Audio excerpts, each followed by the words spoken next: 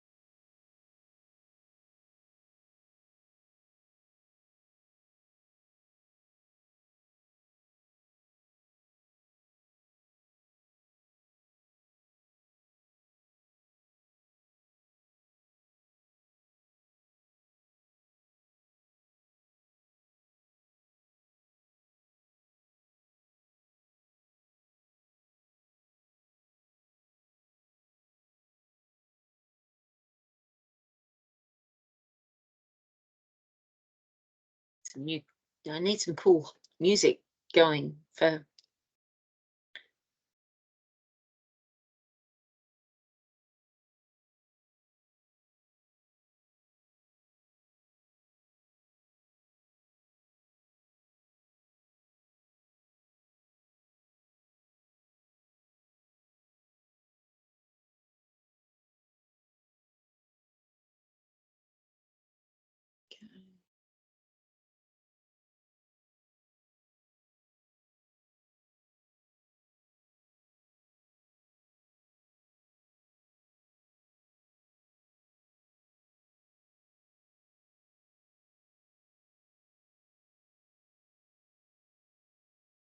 Okay. I am going to get started. I believe the chat is available to everybody. Let me know if you've got any questions via the chat, and I will also be there'll be a Q&A session at the end where I will make it, I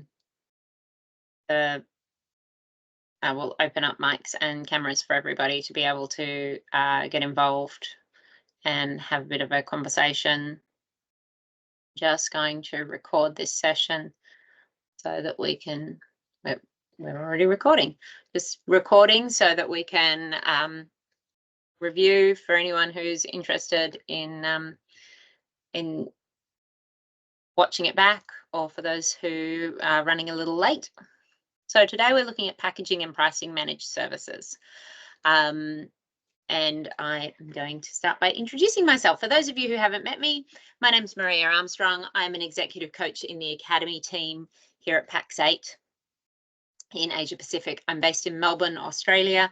A lot of what I will talk about from an Australian standpoint. However, we do also obviously look at all the other countries within our region that we work in at the moment. And there's 7 countries within the Asia Pacific region that we work in. So we're often reviewing content and legislation and business requirements within our region. I very often will talk about it from an Australian standpoint because that's where I live. So it's nice and easy from that perspective for me. I've been around forever, working in the industry for nearly 30 years. And I've been with Pax8 for about 18 months now. So long time in Pax8 world. So today we're going to start off by looking at what the main lines of business are for IT service providers. So for those of you who have joined us and have IT businesses and you provide IT services, I'm assuming you all provide IT services to your clients. We're going to look at what those different lines of business are. We're going to look at different forms of revenue. So let's get started. So different parts of your business perform differently. Different revenue is not revenue. All dollars are not equal. And we're going to talk about why all dollars are not equal and why we should not recognize all, or whatever currency you're working in, all forms of income are not equal. And for that reason, we need to track them differently. We need to recognize them differently. And that's what we're going to talk about today. We're going to look at the difference in selling hours versus selling outcomes and why we would do that. And we're going to look at the differences in different kinds of labor and why you would focus on different kinds of labor.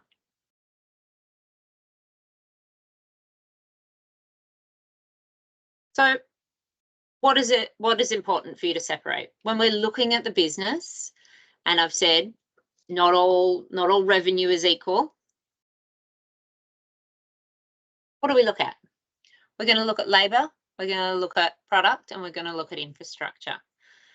Now, we're not actually going to look at infrastructure. We're not going to look at our own infrastructure. Infrastructure as a service, if you're reselling it, that would count as product resold, as resold product. But if you own your own infrastructure, or if you're looking at building your own infrastructure for resale, I'm not going to be talking about that today. That's a much bigger conversation than we have time for today.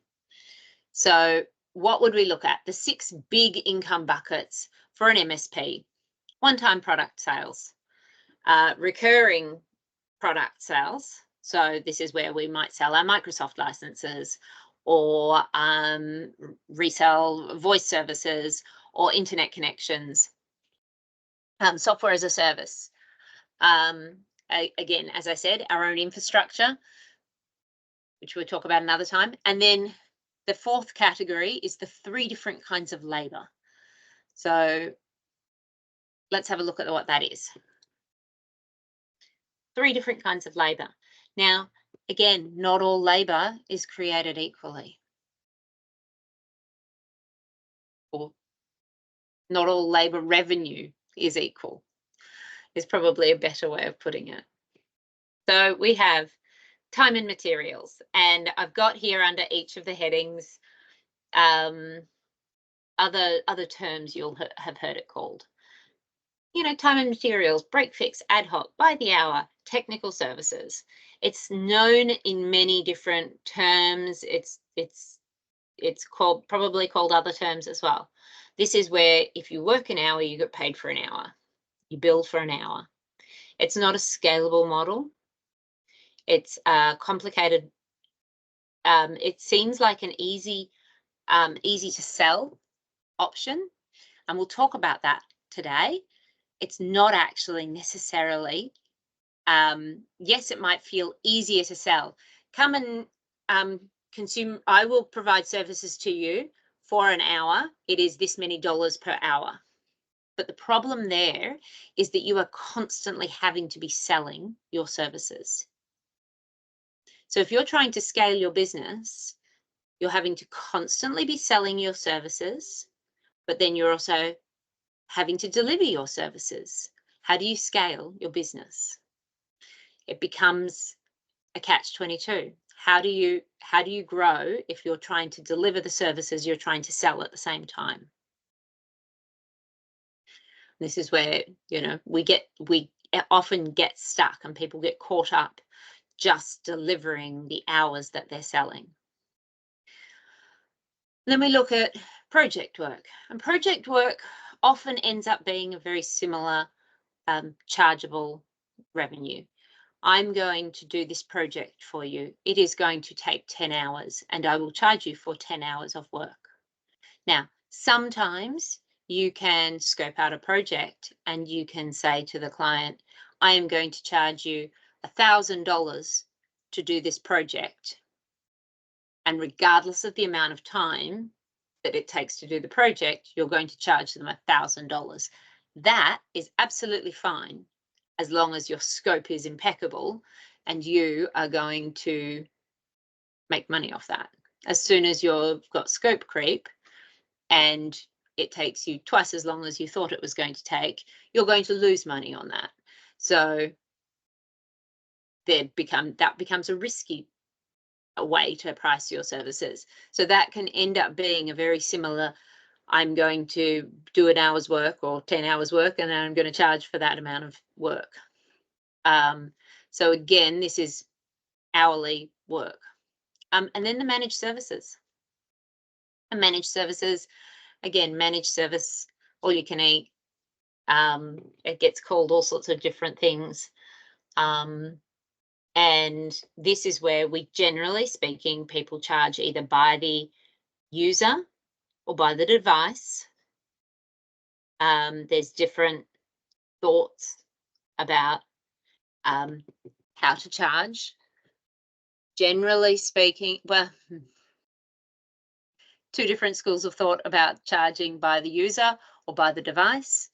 In this day and age, everyone has multiple devices. I'm sitting here with a few devices just sitting on my desk alone. Do you charge for every device, you know, an iPad and a phone and a laptop, or do you charge for the user?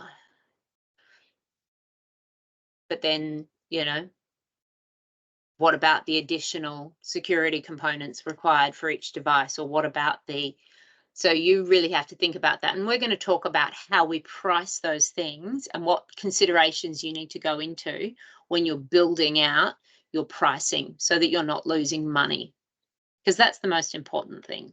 And that's why we're here today to discuss that.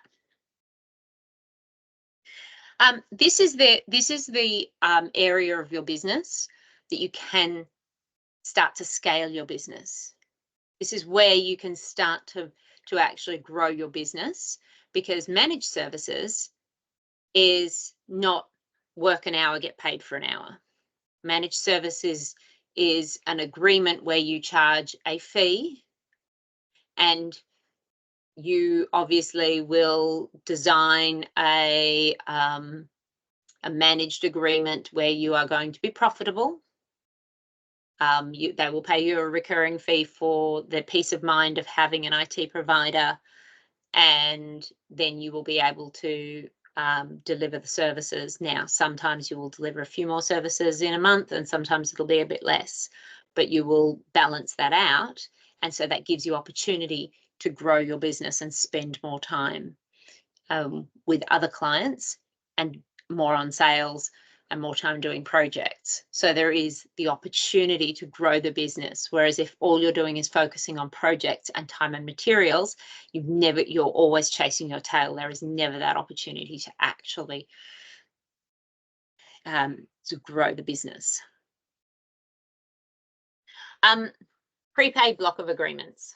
About a decade ago, give or take, this was really popular in Australia, in New Zealand, about 15 years ago or so in the US. I still see it a little bit here. It can sometimes still work for project work. I still see it for onboarding sometimes.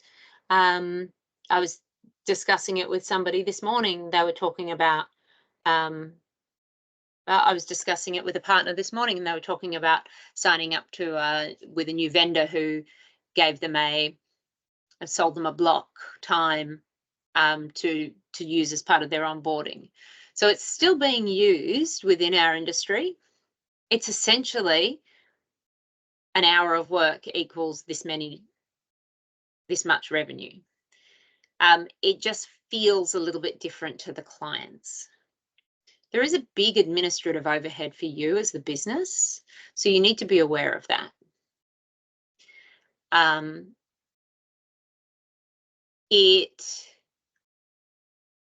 It feels better. So if you sell 10 hours if you sit down with your client and say, you agree to buy 10 hours a month, every month,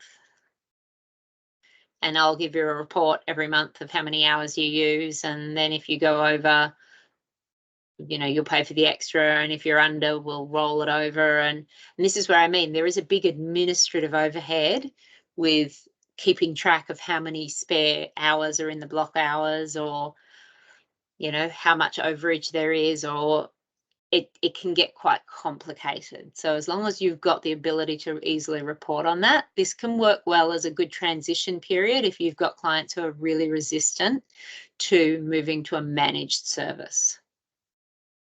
If you've got 100% time and materials break fix clients, and you really cannot get them to move to a recurring payment, This can be a gentle stepping stone, but you need to be aware of it. When you're recognizing it in your revenue, and we'll talk about recognizing revenue further along, recognize this as technical services revenue. So we'll look at what that looks like. We're going to talk about losing money. So I know that I'm smiling here, but this is losing money with one-time product sales, otherwise known as how to burn your money. We see this all the time. I see this, and I've got a few slides here where I'm going to talk about losing money, and different ways you can lose money on the different services you sell. Every single partner I speak to loses money somewhere. So it's very, very common. So when you run reports, which is something that I'm going to talk to you about, what you're going to be looking for, to find out that you're possibly losing money somewhere is not unusual. It's not good, but it's not unusual. So how do we lose money with one-time product sales? This is the customer would like to buy an individual item. We sell them the individual item for a fixed price. Now, this could be a keyboard, it could be a laptop, it could be a it's any single product sale. Nothing recurring, just a single product sale of any sort. We discount too much. That's okay. We don't really need to have much margin on that. We link the price to the retail price. Or we go, oh, well, that MSP down the road is charging this, so we'll just charge the same price. Or we don't think about freight. As I said, I'm based in Australia. I'm based in Melbourne. I know a lot of the warehousing is based in the eastern states. But what about our colleagues over in the West? What about over in Perth? To ship hardware across the Nullarbor is expensive. If they have to pay for freight and they haven't accounted for that, and they're charging the same price for a laptop as the MSPs are charging for a laptop here in Melbourne, then they could be losing money. Now, obviously, you'll have different agreements and you'll all have agreements with your suppliers, and there'll be all sorts of different options. And I know that there's now warehousing in Perth, and I know that there's all sorts of other great things going on. This is just an example, but this is little things that we don't think about and we're not careful about often enough. And sometimes we set up processes and we set up the way we review our pricing, and we think, oh, it works fine. It's working just fine. We don't need to worry about it, and we leave it, and we don't review it often enough. And this is how we lose money, because we don't review it often enough. So another one is not putting hard end dates on quotes. We've all seen prices fluctuating quite rapidly with products. Maybe the dollar dropped, maybe just prices are going up because everything's changing. If you've quoted a customer back in January and you didn't put an end date on the quote, and the customer came to you today and said, oh, so those 20 laptops that that you quoted with me for in January, yeah, I'm going to go ahead and buy them now, thanks. I mean, I haven't checked the price of laptops in the last 5 months, but what if they've gone up in price? Are you now losing money? If you haven't put an end date on your quote, you've just lost money. So you've just paid your customer to take product.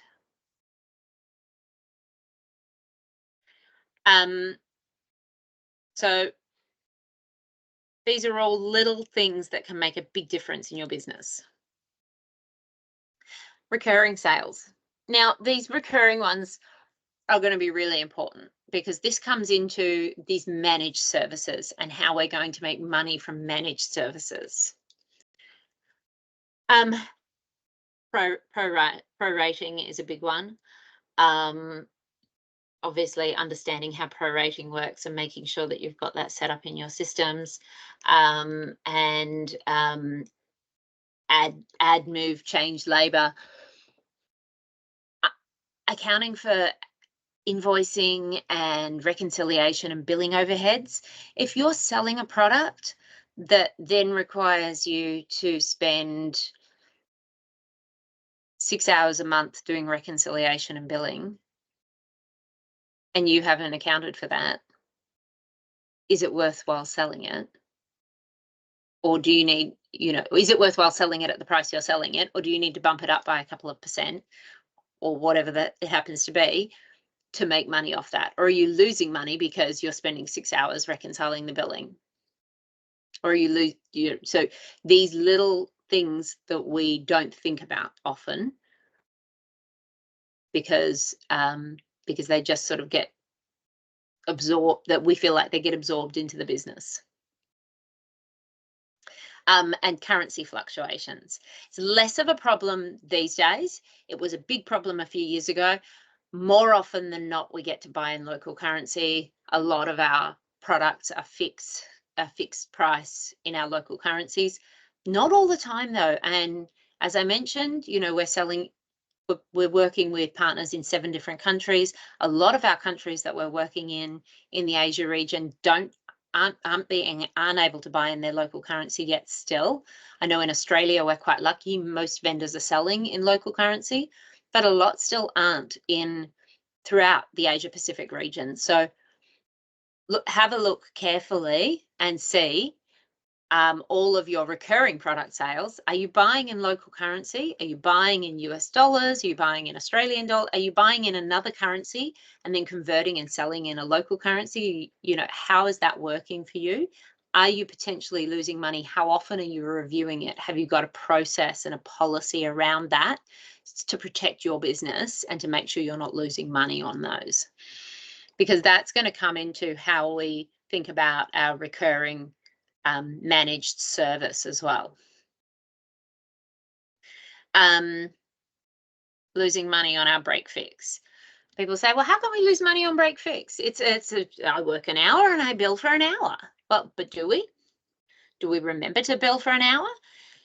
Do we invoice it on time? Or did we not invoice it on time, forget to invoice it on time, forget the value of it, not log the correct time? Did we have a 2-minute job? Oh, it's just a password reset, which actually ends up being maybe 10 minutes. And then we had 5 or 6 10-minute, 2-minute, 10-minute jobs, which, over the course of a day, which were actually an hour's work, which weren't billed for. And that's 5 hours a week that's not being billed for. Did we forget to record the time of our 2-minute jobs that were 15-minute jobs? Do we not log the time on the phone, the time to get remotely connected, the time to update any documentation that was needed? Do we have invoice disputes? If you're a smaller business and you've got a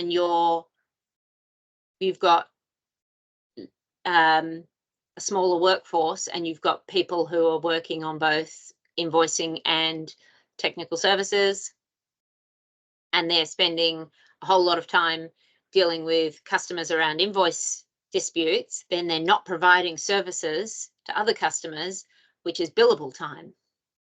You're losing money. So yeah, we can actually lose quite a lot of money on break fix.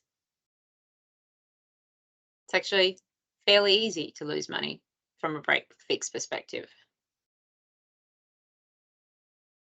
We can lose money from projects. Projects are easy to lose money from because we forget to scope it or we scope it badly. We take on projects. Conversation with a partner recently, and it's, what sort of projects do you do? And the partner said, I'll take on projects from anyone who'll give me money. Any sort of project, it doesn't matter. Does it? Yes, it does matter, because what if you don't have the skills and the resources to do those projects? Sure, you can skill up.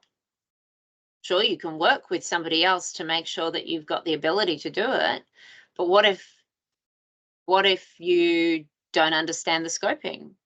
What if you spend all your time skilling up and you end up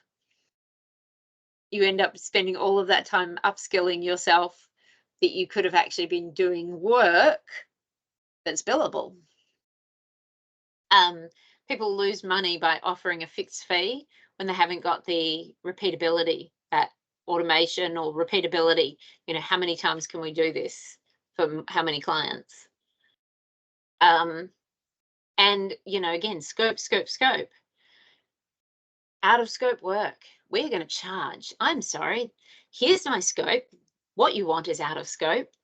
You're going to have to pay extra for that. And when you are scoping, think about how long does it take to do all the pre-sales, the scoping, the project management, and any other contingencies. Have we included all of that into our scoping? So if we haven't, well, that's an easy way we can lose money. Now, our managed services, and now we're getting into the meat of how we're going to price and why we're pricing, and why we're doing our managed services the way we're doing it. And the reason I've got this lovely ladder going up to the sky is because we can. Managed services is, as I said, this is where we can make money. This is where we can scale the business. This is our path to success. This is why managed service providers are doing well, and the businesses that jumped on the managed service pricing model are managing to scale themselves. But how do we lose the money with managed services? Scope or lack of scope. So not considering what goes into building a managed service. What have we included or not, or forgotten to include? Did we mention that there's exclusions with our managed service? Are we doing everything? Are we providing? I spoke to one partner who said, I have clients who seem to think that anything that electricity touches is my responsibility. So he turned up to a client one day and they were like, my light bulbs are out, have blown. And he was like, and they said, well, we thought you changed light bulbs. That, now, do you have to mention that in your exclusions? Probably not, because that's really not IT. But, is that an exclusion? Yeah. Well, it's not an inclusion, is it? Unless you decide it is an inclusion. I know another IT provider who said, oh, that's actually a really great opportunity, and included smart light bulbs in future planning. So, so that became an optional extra for smart lights for all of his clients, which is a pretty cool service. You can lose money by not enforcing your exclusions. So think about what your exclusions are, and IT providers. Every IT provider I've met is a problem solver who just wants to help people. They're like, oh yeah, but it's only a 2-minute job. It's only going to take me a minute or two to just help them out with that one thing. Now, as I said before, that 2-minute job is not a 2-minute job. It's a 10-minute job, or a 15 or an hour-long job, and it's not included in our managed service. Therefore, we need to charge for it. We need to discuss with the client that it's out of scope of our managed service, and it's going to be an additional charge. It's going to be project work, or it's going to be additional technical services work. We see a lot of managed service providers who are selling managed services losing money because they don't have an annual price rise. Now, I'm not saying you necessarily have to raise your prices every single year, but you have to review your prices every single year. You have to look at them and make sure you're still profitable. Chances are you will have to raise your prices every year. If you look at what CPI has been doing every single year for the last 3 or 4 years, just based on that alone, from the cost of you doing business, you will have had to raise your prices, because otherwise your profit is going down, because all of your expenses are going up. Everyone else is charging you more. So somebody loses out, and the somebody is you if you're not raising your prices. And we'll talk about price rises a little bit later on. We see a lot of MSPs lose money with their managed services because they don't account for the tool costs. So if you think about what tools you need to provide managed services to your clients, they all cost money.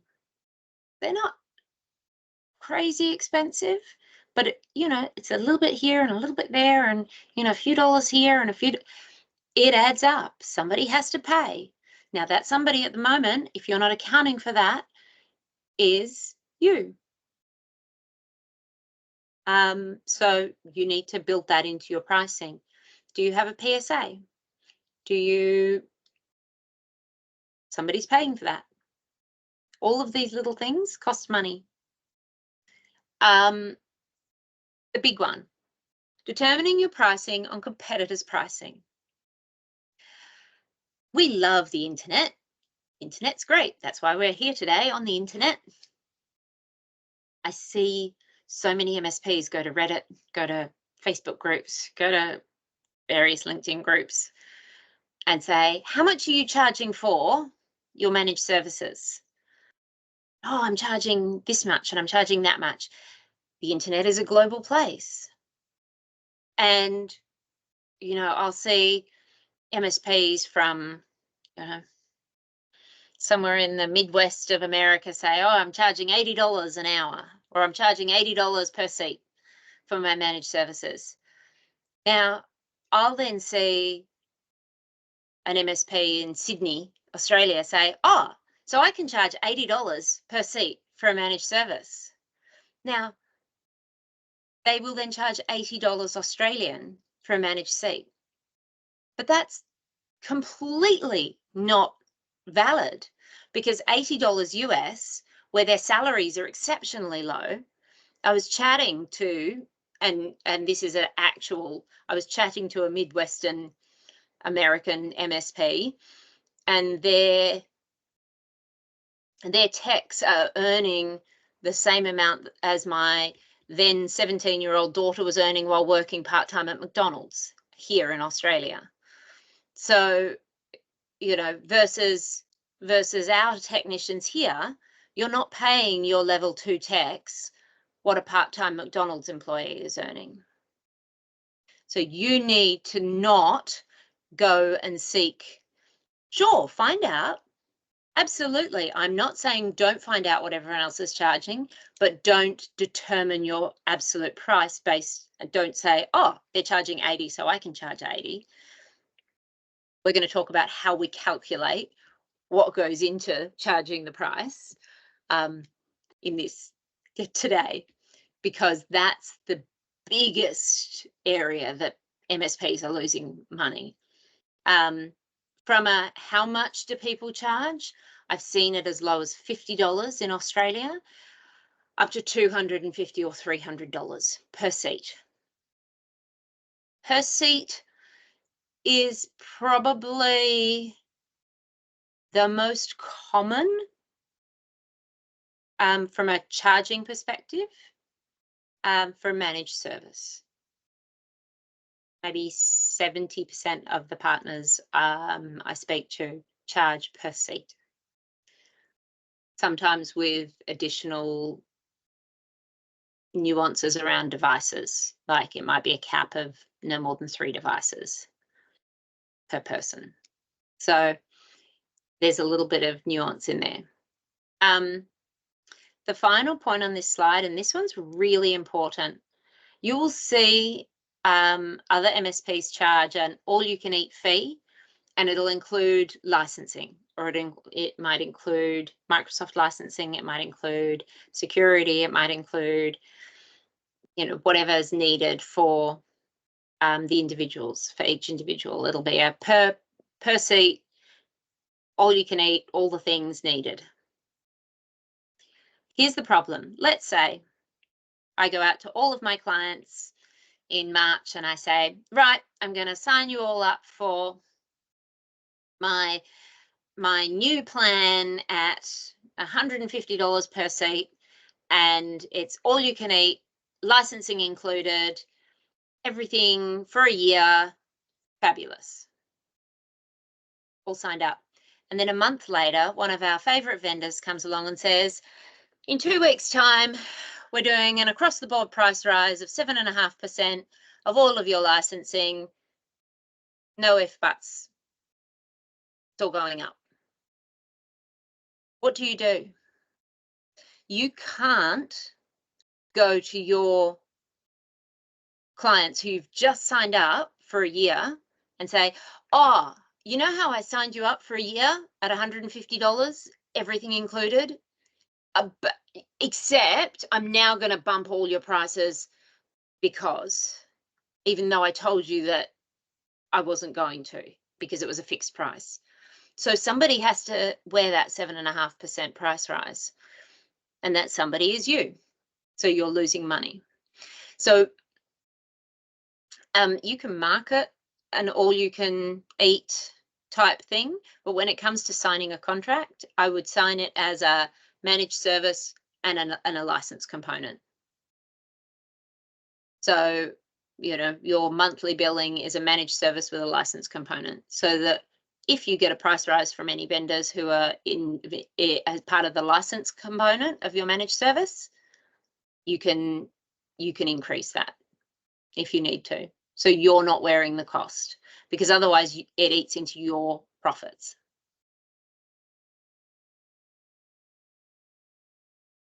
So what does this look like? This is a rule of thumb, general advice, best in class. So globally, from Service Leadership Index, MSPs from around the world submit their revenue numbers. Best in class have a 65% revenue comes from services, and 35% comes from products and projects.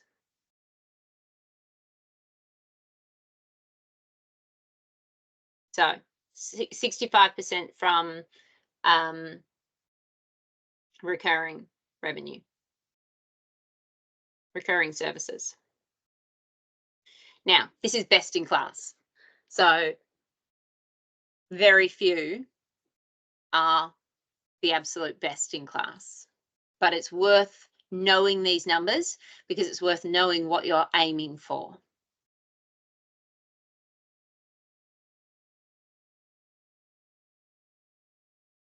So, do you know what your revenue mix is? Most people don't know what their revenue mix is, and what we're going to do is talk about you figuring out your revenue mix so that you can go away and start to build that information for yourself, so you can actually build out your managed service and make sure it's profitable and you're not losing money in your business.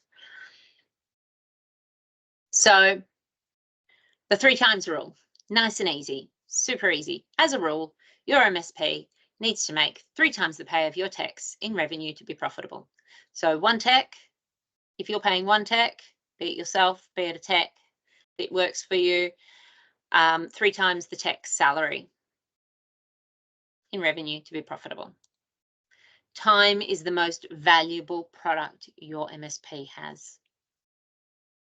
So what goals and KPIs can we put in place to help prevent wasting the most valuable product you have, the most valuable resource you have? Time.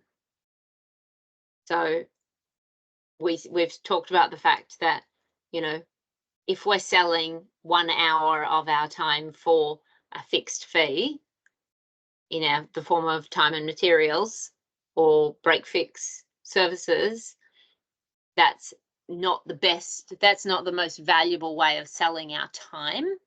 So how can we make the most, get the most value for our time?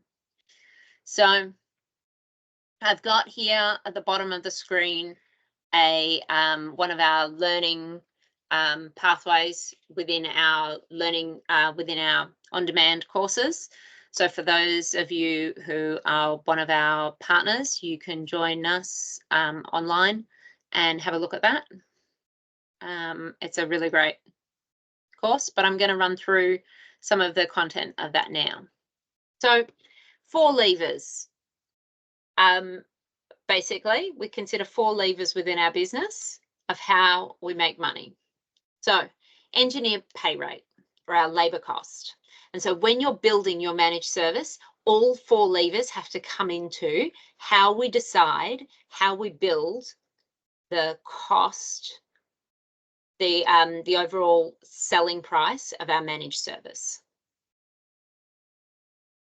So we look at the loaded cost of an engineer.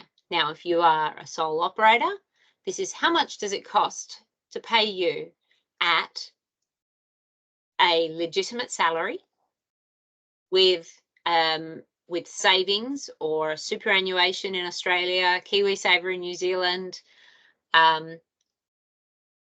insurances, annual leave. Surely, even if you're a sole operator, wouldn't it be great to go on holidays? Holidays are fabulous. Let's make sure that you can take time to have a holiday. Let's make sure that there's savings for a holiday set aside. Payroll taxes, any taxes, all the taxes, all of those things. So if you've got staff, if you're paying engineers in your business, you need to make sure you've got all of that stuff anyway. So the idea behind this is from a how do we grow the business? If you're paying yourself and you're accounting for all of these costs, then once the business starts to grow, you can put on an engineer and you're already accounting for all of these costs, and we start to grow that way. So we look at all of the fully loaded cost of an engineer. And so we look at how much, and we look at 3 times, as I said, 3 times the rate of what we charge, what it costs us to pay an engineer is what we need to bring in. So we're going to look at lever 2. Lever 2 is how much we can charge for the services, how much we charge for the rate. So lever 1 was how much we're paying. Lever 2 is how much we're charging. And we're going to look at tiering, and I've got a nice graph on the next page. So we'll look at what our different modifiers are. Do we have after hours rates? Do we have emergency?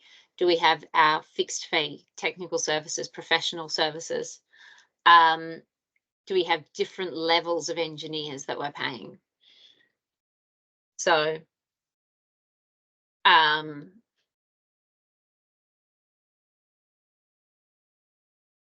these are our multipliers. So we look at we combine lever 1 and lever 2, and we set our multipliers.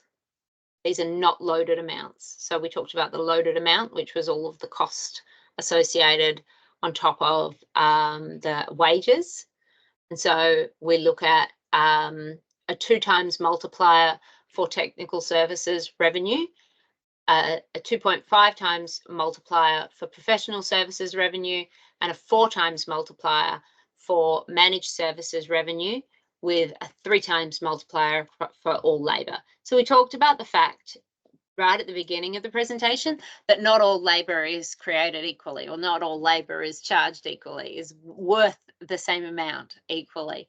So from a revenue perspective, technical services is not worth as much as managed services. So, for example, break fix technical services will bring in $2 of revenue for every $1 of labour, versus managed services brings in $4 of revenue for every $1 of labour. So this is why managed services is so much more valuable a resource. Then utilization, and we look at that so these 4 levers all go into building our managed service pricing and consideration. That's why we're discussing that today. So this is really important. We talk about, oh, we've got engineers and they're working 7.5, 8 hours a day. And we've worked on 8 hours a day because that's nice and easy. And again, in our wonderful world of the internet, we often hear our colleagues and friends from the United States talk about their engineers and the amount of hours and days they expect to get work out of them. Remembering that they only get 6 or 7 or 8 days annual leave a year, and they have almost no public holidays. And it's a very different it's very different over there. Whereas when we look here in our region, we have a lot more public holidays, and we have sick leave, and we have annual leave, and they're not expected to work at the rate that they're expected to work. And our pay rate is a lot higher. So all of these things come into account when we are looking at how much we charge for our managed service. So we can't just go in and say, we can charge $80 a seat. Yeah, maybe we can charge $80 a seat, but maybe we need to charge a bit more because we have to pay our staff at a different salary level, or we have to pay for annual leave, and we have to pay for sick leave, and our staff work at 7.5 hours a day instead of 8 hours a day. And so these considerations and our utilization level need to all be taken into account.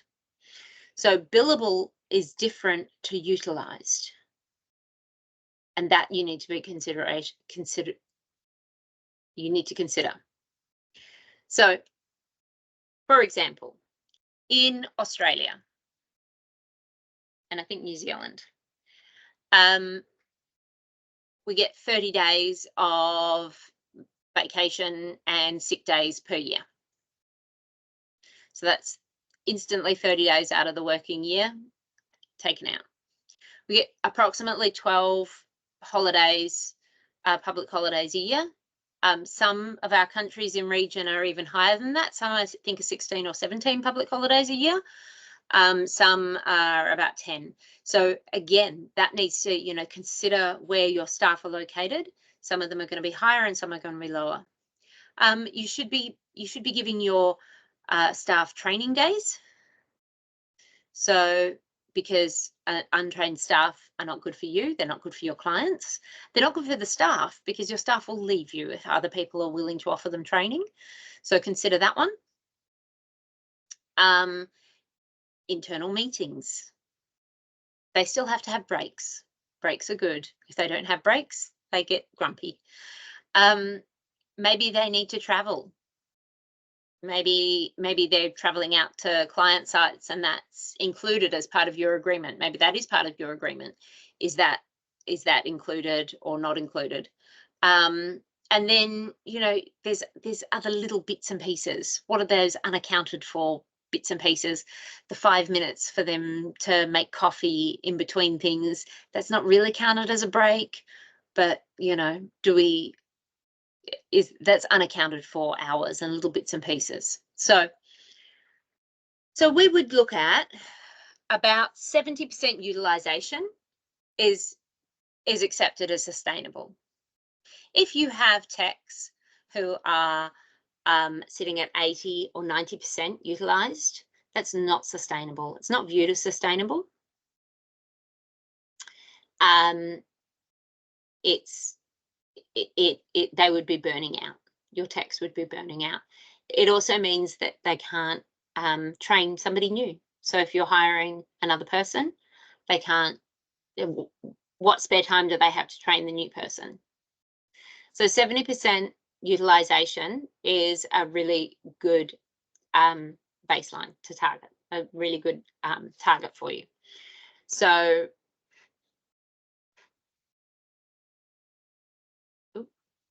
sorry.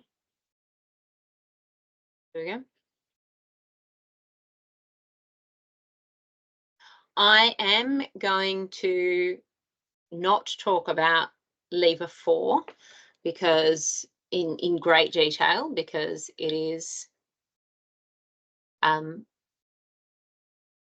quite complicated for today, and we don't have a huge amount of time left. But the important one about lever 4 is it's the efficiency. So once you get your utilization once you assess your utilization of your technicians, and this is where we're talking about how do you package your managed services, how are you pricing your managed services. So and that's why I want to skip over this little bit. And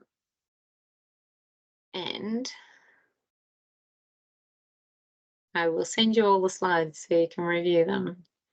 We're going to talk about pricing. So first steps first.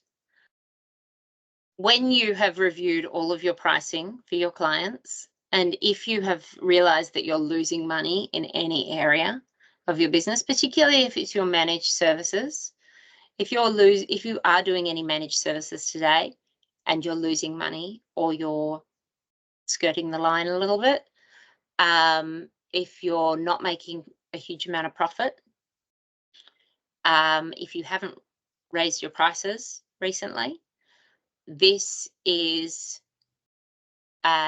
raising them, increasing your prices is a really easy option to balance some things out quickly.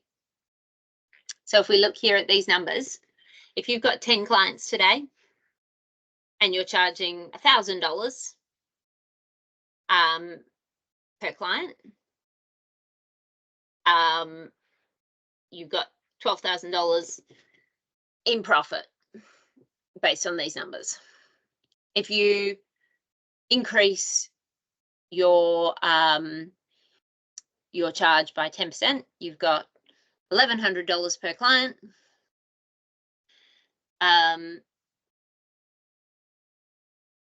You've got, but you lose 40% of your clients, you would end up still with a profit.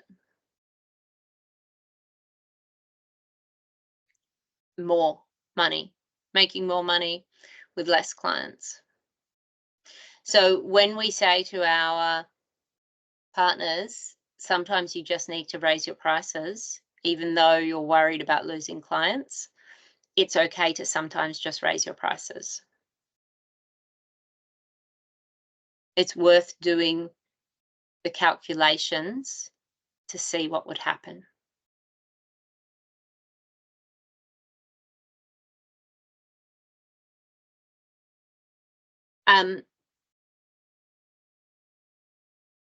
So the 4 levers, very important: engineer pay rate, billing rate, the billing percentage, and the utilization rate, and then the fixed fee effective ratio. So pricing. The 4 levers is a guideline that you need to understand. You need to understand all areas to be able to build your pricing. You need to understand the areas. Make sure you value your time. when you're building your price out, make sure you value all areas of your time. So if you consider the fact about, how long it takes you to scope a project. I was talking to a partner who said it takes a good 2 or 3 hours to scope most of the projects they work on, but they don't include that in any of their considerations. That's 2 to 3 hours of a level 3 engineer. That's a fair bit of money. Now, that's at opportunity stage. So you're not winning every one of those. So that's just money down the drain. If you can't put your prices up, make sure you set your good boundaries. Make sure you know what's in and out of scope. But please put your prices up. Scoping. Please scope. Start scoping your work. Start setting some guidelines. Start putting in place. Even if you're still doing time and materials, even if you continue on doing your scoped project work, or you decide to do block hours, that's absolutely fine, but make sure it's carefully scoped. The issue with time and materials or break fix is it's very much incentivized to be reactive work. It's not incentivized to be proactive work. Why would you proactively spend time doing something when you're not being paid to do that? Unless you've got an agreement for you to use those hours to proactively do the work.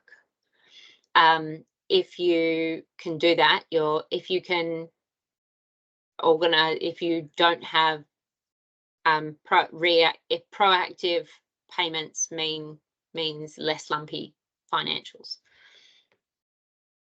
It's okay to say no. It's okay to say no to projects. It's okay to say no to projects so that you can take on projects that are good for you. Oops, sorry.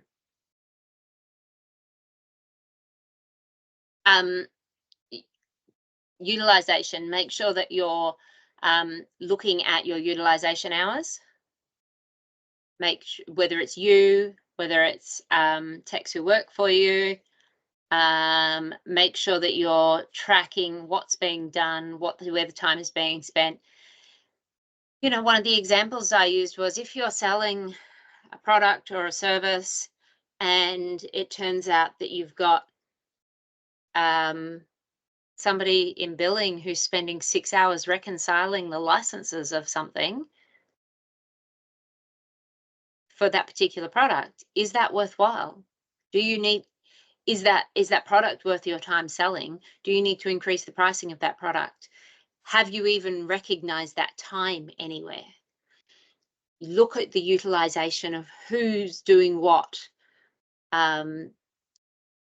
Make sure that everyone within your business is being utilized to the best that they can be before you look at throwing more people or more money at something.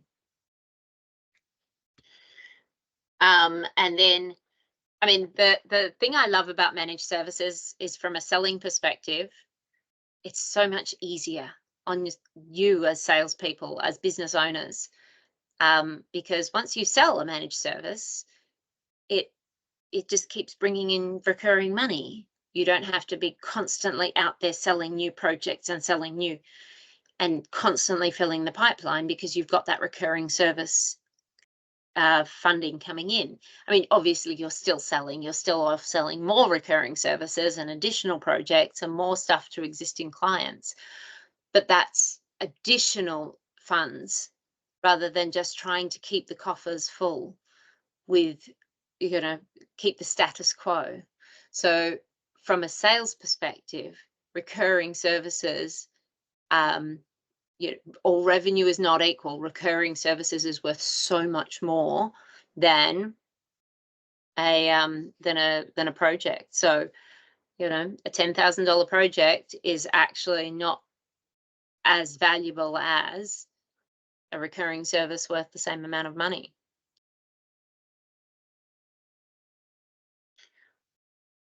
So I have a few little steps for you guys to get started.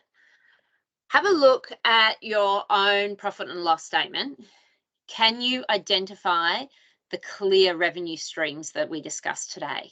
Because that is going to give you a really good idea of what you're selling. Remember our best in class, you want 65% of your revenue to come from recurring services. It's not going to be there today, but that's what we're aiming for. Now, how can we get there? That's where, if you know where you're at, then we can start to chart the path to get you there. So have a look at the different revenue streams, have a look at where they're at and how they're sitting. Then once you've looked at the different revenue streams, you can actually look at what's profitable, what's confused. Have you bundled too many things together? Are they bundled together? Are they losing money because they're bundled together? We talked about easy ways to lose money and the fact that losing money. I think pretty much every partner, I don't know of a single one who hasn't found a red somewhere on their balance sheet. So have a look at that. Do you have stuff bundled together? So can you break it out to build your managed service and make sure that it's profitable now that you know what goes into building that? Next week, we have a course that we're offering for free for everyone called Building Your MSP, and it's basically the next steps from this one. And yes, David, we can make the slides available to you. And we've got a course, I haven't got it scheduled in at the moment, it's coming next quarter again, packaging and pricing security, and that goes into building a specific security stack for those who are looking to be MSSP or do a security stack specifically. So that was something we wanted to mention, and the other one. So what I will do though is we've pretty much come to time, but if anyone would like to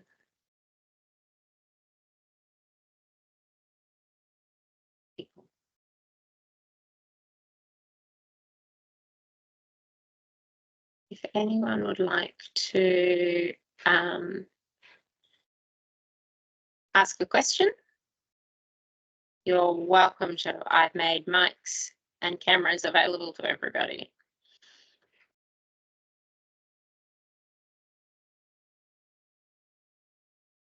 And the chat's available. So David's asked for the slides. I will make sure that they are available. And if you've got any questions, we're available to have a chat. Please reach out to your account manager who can help you with a lot of this information. And as I said, I've recorded this so you'll be able to watch it over as well.